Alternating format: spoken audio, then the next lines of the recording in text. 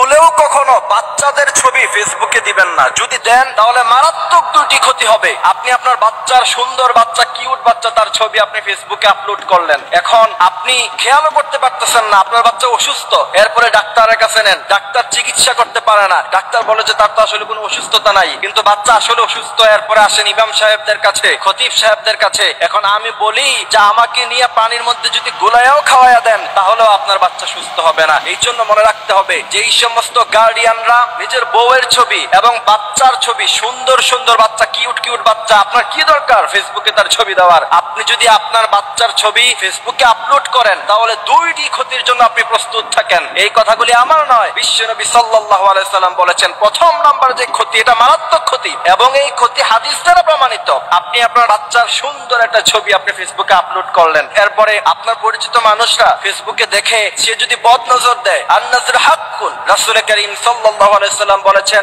নজর একটা সত্য জিনিস। ফেসবুকে বাচ্চার ছবি আপলোড দেওয়ার পরে কেউ না কেউ বদ নজর দিতে পারে, আর আপনার বাচ্চার উপর যদি একজনের বদ নজর লেগে যায় তাহলে আপনার বাচ্চার লাইফ শেষ। কারণ বদ নজর একটা কঠিন জিনিস। বুখারীর মধ্যে হাদিস এসেছে, আন আবি হুরায়রা রাদিয়াল্লাহু তাআলা আনহু قال قال رسول الله صلى الله عليه وسلم العين حق।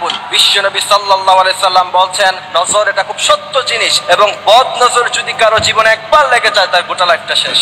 মডার্ন সোসাইটিতে এটা একবারে কমন ব্যাপার। বাচ্চা খাবার খাইতেছে, বাচ্চা খুব কিউট লাগতেছে, এবার ছবি তুলে ফেসবুকে আপলোড করে দিবেন। বাচ্চা হাঁটতেছে, তার ভিডিও করে ফেসবুকে আপলোড করে দিবেন। নো, কখনো এটা করবেন না। যদি করেন তাহলে একবার যদি কারো বদ নজর আপনার বাচ্চার উপরে লেগে যায় তাহলে তার সুন্দর জীবনটাকে আপনি নষ্ট করে দিলেন নিজ হাতে। একজন সচেতন গার্ডিয়ান হিসাবে কখনোই উচিত না আপনার বাচ্চার ছবি আপনি ফেসবুকে আপলোড করবেন। দ্বিতীয় নাম্বার যে ক্ষতি, সেই ক্ষতি হচ্ছে আপনার বাচ্চা তার অস্তিত্ব ছোটবেলা থেকেই সোশ্যাল প্ল্যাটফর্মে থেকে গেল। বিশেষ করে মেয়ে বাচ্চাদের ছবি তো কখনোই কোনোভাবেই ফেসবুকে দেওয়া যাবে না। এরপরে দেখা যায়, আমি বিশেষ করে আমার ফ্রেন্ড লিস্টে এরকম অনেক বাবা মা আছে যাদেরকে দেখি বাচ্চার বয়স 15-16 হয়ে গেছে, বাচ্চাকে বিয়ে দেওয়ার মতো বয়স হয়ে গিয়েছে, এই মেয়ে বাচ্চার ছবি ফেসবুকে আপলোড করে বলে যে আমার কিউট মামুনিটা। তোমাকে কে বলছে? তুমি তোমার বাচ্চাকে, তুমি তোমার মেয়েকে মেয়ের চোখে দেখো ঠিকই, কিন্তু তোমার বন্ধু বান্ধব বা কাজিন যারা আছে তোমার পরিচিত, তারা তো মেয়ের চোখে দেখে না। 15-16 বছরের মেয়ে, একটা যুবতী মেয়ে, তারা তো তোমার বাচ্চাকে কখনোই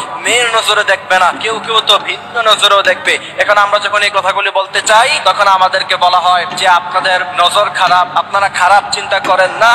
বিশ্বনবী সাল্লাল্লাহু আলাইহি ওয়াসাল্লাম যেটা নিষেধ করে গিয়েছেন সেটার মধ্যে কখনো ভালো জিনিস থাকতে পারে না। বিশ্বনবী সাল্লাল্লাহু আলাইহি ওয়াসাল্লাম বলেছেন একটা বাচ্চা যখন উপযুক্ত বয়স হয়ে যায় তখন তাকে পর্দা করতে হবে। 7 বছর বয়সে বাচ্চাকে নামাজ পড়াতে হবে, 10 বছর বয়সে তাকে নামাজ না পড়লে তাকে পিটাতে হবে। বর্তমান সময়ে বেশিরভাগ মেয়েরা 10 বছরে বালাগা হয়ে যায়, আপনি তাকে 15 বছর তার বয়স, তার ছবি ফেসবুকে দিয়ে আপনি কখনোই এই কথা বলতে পারেন না যে তার উপর কেউ খারাপ নজর দিবে না। সুতরাং এই বিষয়গুলি খেয়াল রাখতে হবে। আল্লাহ সুবহানাহু ওয়া তাআলা আমাদেরকে এই কথাগুলি বোঝার, মানার